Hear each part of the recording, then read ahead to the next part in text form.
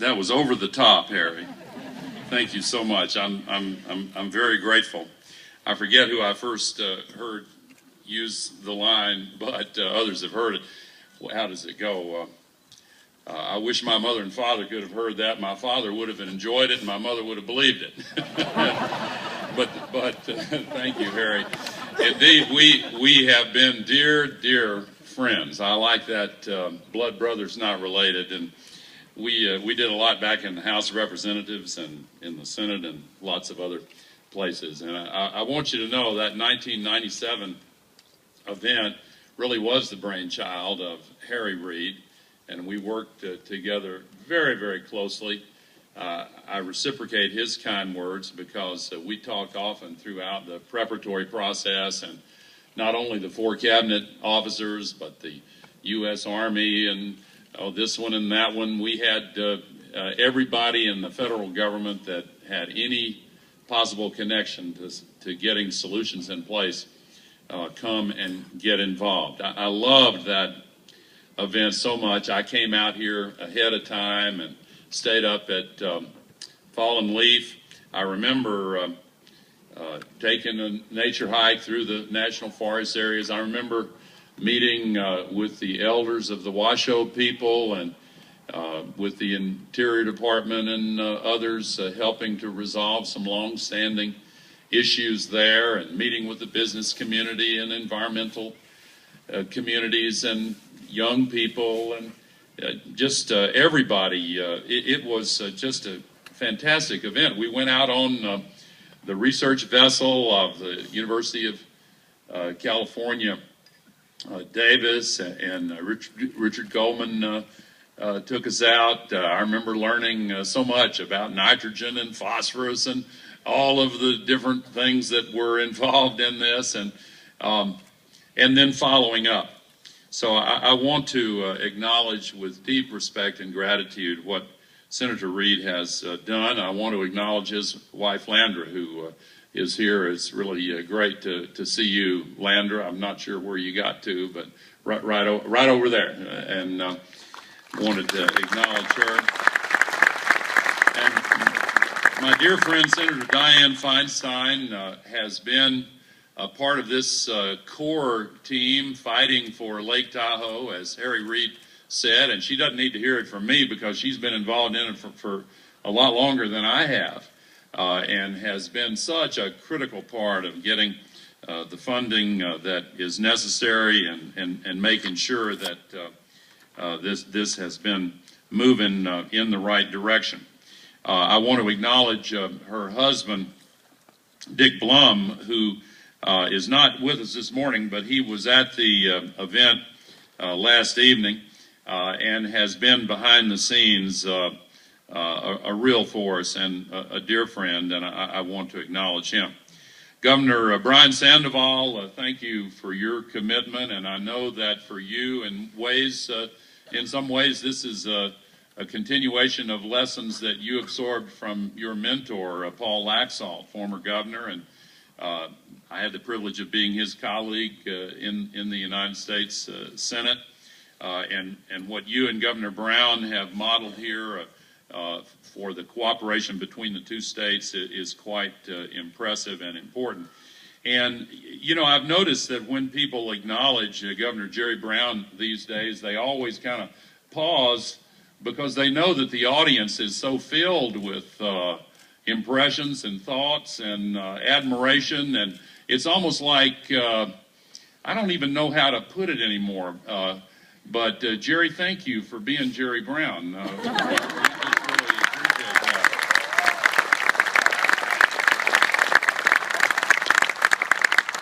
Jerry and I I'm privileged to be able to call him a friend and to be able to have done so for a long time, and I admire his head and his heart and his depth and commitment. And I admired what he did when he went back to Oakland and dug in there, and I admire what he is doing now very much. And Diane mentioned last night that incredible article in the New York Times. I congratulate you on the work that led to that appreciation and all the work that is yet to come. Congressman Mark Amodei, thank you very much for your leadership and participation in all of these efforts, and to all of the other distinguished guests, Mr. Ambassador, to any other elected officials who I should have acknowledged and haven't. Thank you very, very much. I believe the quote's already been used, but I was reminded on the way here of John Muir's designation of Lake Tahoe as the Queen Lake. He is so heavenly clean, so terrestrial, yet so openly spiritual. And indeed it does evoke a sense of wonder and awe. And as others have mentioned from time to time, I'll never forget the first time I saw Lake Tahoe. And I may be quoting somebody from who said it earlier, but it was almost like, are you kidding me? I mean, this is unbelievable. And every time I come here, I have the same experience. So it really is worth all of the commitment and work that is underway. And I heard Harry quote Mark Twain calling it the fairest picture the whole earth affords. I have to admit that whenever I hear Mark Twain quoted in Nevada, I think of his what he wrote. It may have been in Roughing It after he moved to San Francisco, where he talked about being in Silver City, Nevada back in those rough days. He said there were houses of prostitution on almost every corner, and there were bars and open gambling and gunshots. It was no place for a Presbyterian, and I did not long remain one.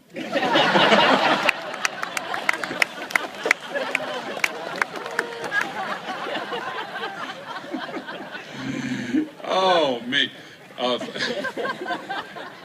This beautiful lake, formed 2 million years ago as the Carson Range rose in the east and the Sierra Nevada rose in the west, has supported human life for thousands of years. Indeed, just last week, they discovered those petroglyphs up around Pyramid Lake that provides evidence of native peoples here at least 10,000, maybe 14,000 plus years ago. And today, of course, in spite of all the good work that has been done, starting with Governors Reagan and Laxalt and continuing with leaders through the years, and then crossing that threshold event in 1997 when the local business and political and environmental and community leaders joined with state and county and national leaders to really put a supercharged national effort in place. Still today, we can celebrate and we can look back on the commitments that have been made and pursued, but we have to acknowledge that now is the time to renew our commitment, to go the rest of the way, to make sure that we win the battle for Lake Tahoe's future. There are lots of challenges from the invasive species to sediment runoff and the combustion of fossil fuels and you know all the rest. But I was asked to talk a little bit about one that's been specifically identified as more and more prominent as a threat to Lake Tahoe, and that is, of course, global warming. And I'm going to talk about that a little bit today. But I do want to say that in 1997, I believe that the single most important accomplishment that came out of those days and the months leading up to it and the time that has followed when these commitments were pursued, I think the most important accomplishment was that there was a shift from what many had begun to feel as a sense of despair. It shifted to a sense of hope. And that's really crucial. And it applies to global warming, by the way. Because back in 1997, the clarity was down at nearly an all-time low, and all these problems were getting worse, and people had seen the degradation, and they were beginning to think, oh, maybe it can't be addressed.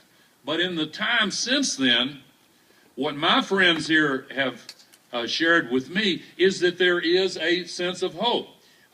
Hope that is tempered by a realization that much more needs to be done, but hope nonetheless. And that is absolutely crucial.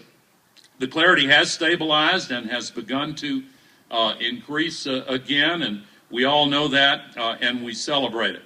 But in order to continue making this progress, we have to recognize, as the Slato report noted, that from UC Davis, that we've had some favorable developments that have helped increase the clarity, and we need to build progress that will help us keep going forward even when those temporary factors are pushing in the wrong direction. We've had dry years where the natural flow of sediment has been cut down. It's almost like with global warming, you know, all the soot and the conventional air pollution is keeping some of the incoming heat from the sun out, and it gives us a false sense of reassurance.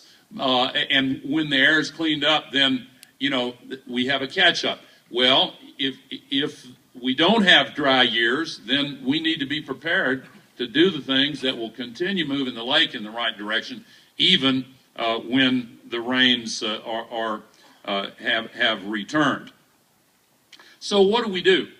Well, today, worldwide, we will put 90 million tons of global warming pollution into the Earth's atmosphere every single day, as if it's an open sewer. You know, back in the days in the 19th century when cholera was a big problem, there was a doctor in London that literally connected the dots. He made a map of all the cholera cases in this epidemic and then overlaid it on London's sewer system. And in connecting the dots, he traced it to a single malfunctioning pump. And they solved it. And just a few years after that, the dots continued to be connected, and Pasteur discovered what the approximate cause was. Well, now we need to connect the dots to all of this use of the atmosphere as an open sewer and the increasing temperature of the water in the lake and the air temperature and the temperature of the oceans. Indeed, the scientists have now come up with this calculation, and they say it's a conservative estimate that the cumulative amount of man-made global warming pollution that's up there right now traps enough extra heat every single day to equal the energy released by 400,000 Hiroshima atomic bomb explosions going off every single day. Now, it's a big planet, but that's a lot of energy, and that's why the temperature is increasing. That's why there's more evaporation of water vapor off the oceans, and warmer air holds more water. And so when the storms come off the ocean, they funnel all that water vapor toward the place where the downpours take place. And of course, you know, if you've got a bathtub and you open the drain, the water rushing down the drain doesn't come just from the part of the tub directly above the drain, it comes from the whole tub. And the same thing is true of these great basins of water vapor in the sky that can reach out 2,000 kilometers. We have 4% more water vapor in the air of the Earth today than we did just 30 years ago. And you multiply that 4% increase over a 2,000 kilometer area and all the volume represented, and then you release it through the drain, that's when you get those floods. Just last week in Nashville, my hometown, we had to have water rescues again. Just a few years ago, we had a once-in-a-thousand-year downpour. Thousands of my neighbors lost their homes and businesses, and none of them had flood insurance because it had never, ever flooded in the areas that were affected. The same year in Pakistan, 20 million people were displaced from their homes by the worst flood they've ever had, further destabilizing a nuclear-armed nation. In Australia, an area the size of Germany and France combined was flooded out. And you can go right down through the examples. Today, the financial markets are closed in the Philippines because of flooding. And I could give you a long list of examples, but I won't. But here in Lake Tahoe, the extra temperature in the air means that more of the precipitation falls as rain rather than snow. And so what is the future of Lake Tahoe in the age of global warming? Well, the snow sports are threatened by it. Everybody understands that. Ski resorts all over the world are facing the same thing, particularly those that are not at higher altitudes. So what about the economy and the environment? Well, the gaming industry, you know what's happening in the California-India gaming. What is left? Well, there's a lot left, but the centerpiece of what is left is Lake Tahoe and ecotourism and people wanting to come here from all over the world because it is the fairest place that nature has to offer. So protecting it is important for the economy and the economic future of this entire area. And of course, it's not only the floods and the downpours, it's also the fires. I don't guess anybody has missed the irony of the smoke in the air as we meet here today, just 30 miles away, as the American fire covers almost 14,000 acres, and all these people are fighting it right now. You know, as James Taylor saying, I've seen fire and I've seen rain. Today, 10,000 homes have been evacuated in Idaho. There are 11 states fighting 35 giant fires today as we meet here. In California, in the last decade, the average incidence of fire has doubled compared to the average from 1950 to 2000. And you know what the projections are in the American West? They say that a 2 degrees Celsius increase could lead in many areas of the American West to a 400%, 500%, and 600% increase in the median area burned by fire. Now, here we go again. Does that produce despair? Or can we find our way through that despair to the hope that can come with action? As the old African proverb says, when you pray, move your feet. Lake Tahoe is moving its feet. People here are active and working and getting involved. But here I want to ask you today to consider moving your feet to help solve our nation's problem and our world's problem in getting global warming solved. We really need to do something about this. There was a report out just this morning talking about the economy and the environment, a report from the World Bank just now released yesterday that flood damage from rising seas in the world's major coastal cities may top $1 trillion per year by the year 2050, and 1/3 of that amount in the United States of America. Let me tell you, when I put out that movie, An Inconvenient Truth, by the way, when we were over at the reception, I saw one of the local groups that put up something that said an inconvenient booth. They came up and asked me if it was a copyright infringement. I said, well, I don't know. I don't think so. But back when that movie came out, the single most common criticism from those who disagreed with what I was trying to say was they pointed to the part in that movie where I did an animation saying that with rising sea levels and flood and storm surges, the World Trade Center memorial site could be invaded by ocean water. They said, that's ridiculous. That can't ever happen. How demagogic can you possibly be predicting such a thing? Well, it happened last October 29th, way ahead of schedule. And Governor Cuomo, the colleague of these two great governors, said he went down there that night and watched the ocean water flood right into the World Trade Center memorial site. You know what the city with the most assets at risk from sea level rise of any country, any city in the world is? Miami. And New York and New Jersey is third on the list. Of course, you talk about people at risk. You go to Calcutta and Dhaka and all these places around the world. But many of the most vulnerable cities are in the United States. And by the way, that includes Sacramento. Because a 2-foot increase in sea level rise puts water in Sacramento coming down through the valley.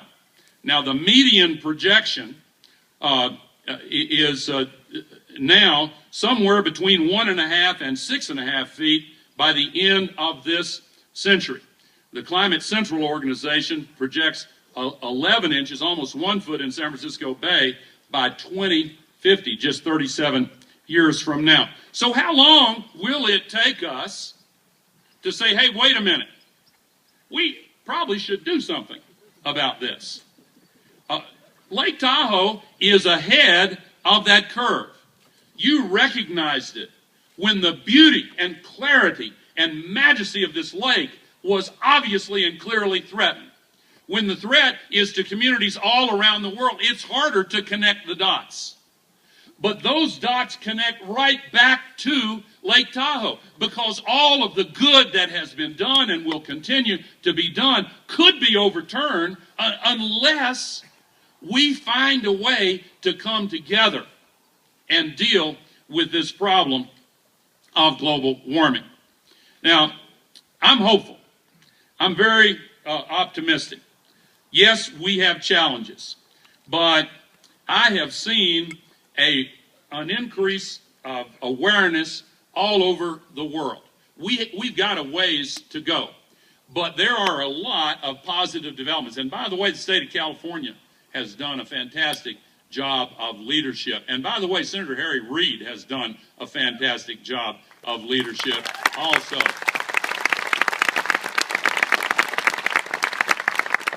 So let me draw an analogy for you. You know the old saying that the difference between 32 degrees and 33 degrees is a difference of more than 1 degree. It's the difference between ice and water. It's the difference between rain and snow. That is a threshold event. The phrase tipping point is not just a political metaphor. There are honest-to-goodness real tipping points out there. So let me use that as an analogy and tell you about another tipping point that we are just about at. And in some areas of the world, we're already there. There is a big difference between the cost of electricity produced from solar and wind that is more expensive than electricity produced from coal, and the cost of electricity from solar and wind that is less expensive than electricity from coal. We are right at that cusp right now. This year, multiple countries around the world crossed that threshold. The projections for how fast solar and wind would be deployed that they made 5, 10, 15 years ago, those projections were not only wrong, they were way wrong, way wrong. It's been 17, 20, 25 times what many of those projections. You know, it reminds me of what happened when those first mobile phones came out. I've got a picture of me somewhere I used to think was a nice picture of me holding a thing that looks like a big old brick. You remember those things? I thought that was the coolest looking thing. I remember going to one of my colleagues in the Congress. I'm an early adopter on new technologies. And by the way, I apologize in advance for leaving after my talk, because the Apple board meeting is taking place, and Alaska Airlines does not hold their commuter jets. So in any case, I went to visit a friend of mine in the House of Representatives, talking to him on the phone, and I was going to trick him. And I knocked on the door, and he went to the door, and he went, "Whoa! You mean you're walking around with a telephone?" And, you know, today that's such a silly thing to imagine. But in those days, when they projected how fast that technology would spread, they were completely and totally wrong. 5 billion people have them now in the world. They didn't imagine anything like that. Solar and wind are spreading just that rapidly. And we are going to see a real threshold event as more and more countries, including our own country, cross that threshold. So let me conclude by saying something specific about how I think this commitment here can be renewed. I believe that Lake Tahoe can be a symbol. I learned a lot from the history that was described.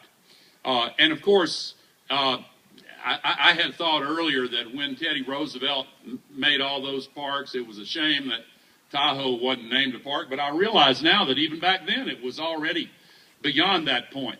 But if the communities around this lake can find a way to become sustainable, not just in name only, not just with the label, not just with a few efforts, but truly and genuinely sustainable, then the Lake Tahoe community could play a more important role in inspiring the world than any national park could. I believe, Harry and I were talking about this earlier, that in addition to your annual summit, or maybe as a part of it, maybe separate, you ought to consider having a global event annually to present sustainable technologies and the blueprints of sustainable communities and innovations to cut down on global warming pollution and to the emissions and the runoffs and everything else that threatens this lake, and make this place not only awe-inspiring for its beauty, but awe-inspiring for the demonstrable commitment of the men and women and children and families and businesses and organizations that live here to really mapping the way to a sustainable future and helping the world find out how to truly solve global warming.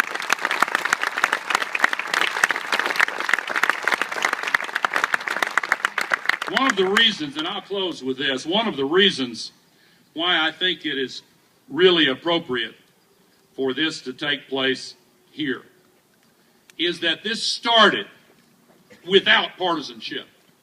It started without ideology. It continues without regard to partisanship or politics or ideology. You've got that going for you. Our country needs to get a little bit of that. Really, really. But because of that, I think you can help us find a way to win the conversation on global warming.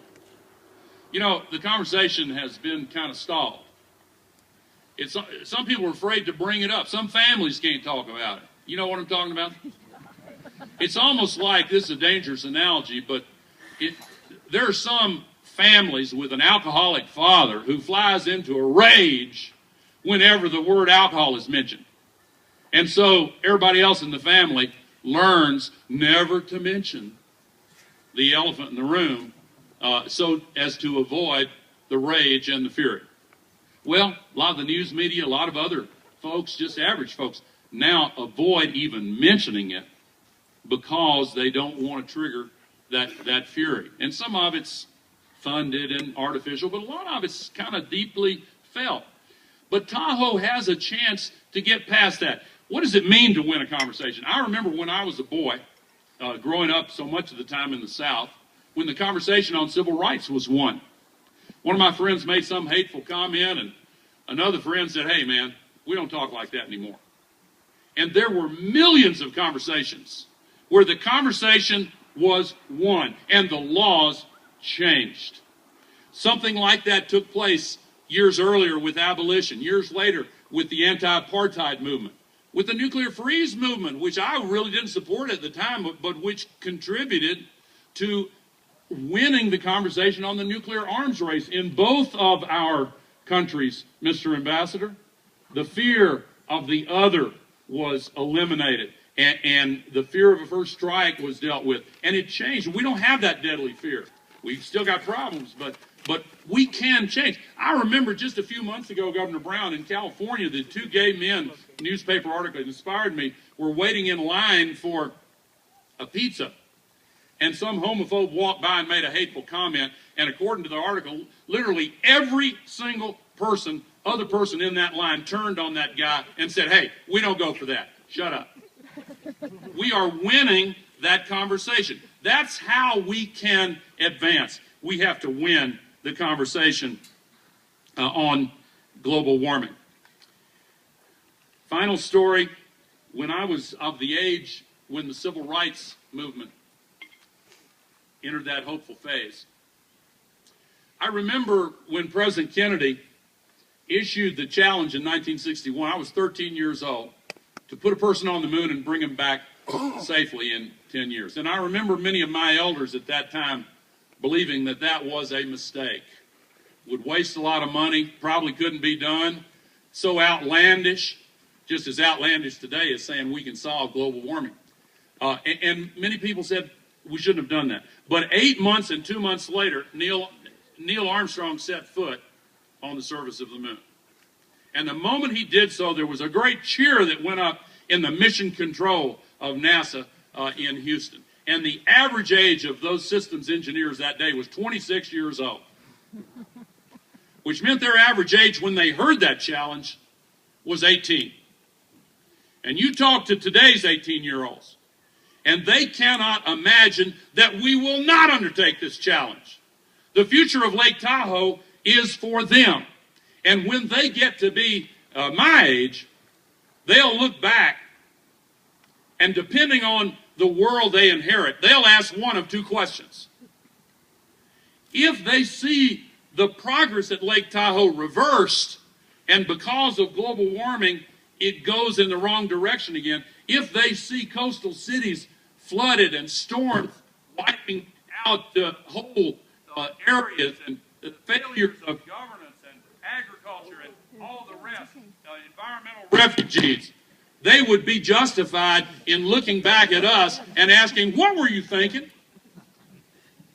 But if they come to the shores of Lake Tahoe and they see the water all the way down 75 or 100 feet, and they look at the majesty of the lake and see the clear skies, and they see communities in renewal and millions of new jobs being created in renewable energy and efficiency, and they feel a sense of hope in their hearts, and look at their own children and believe their lives are going to be better still. I want them to look back at us in this day and time here at Lake Tahoe and say, how did you find the courage and the moral authority to stand up and work together and do the right thing? And part of the answer will be people came across all lines at Lake Tahoe and became a part of a movement to make political will a renewable resource. Thank you.